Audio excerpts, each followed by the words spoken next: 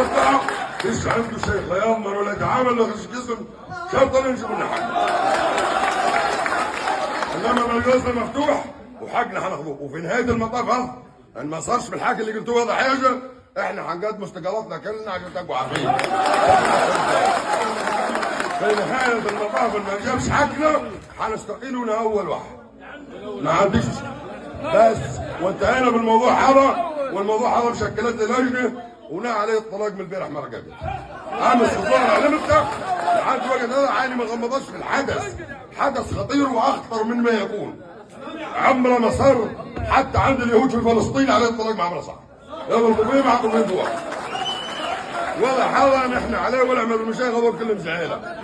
بالنسبه للمواقع التواصل الاجتماعي هذول عوي قاعدين في الشطبان اللي رجع يعيب غلا عيب، احنا اللي عندنا عارفينها واللي في ارواحنا عارفينها وكل واحد معروف عن ذلك. والسلام عليكم.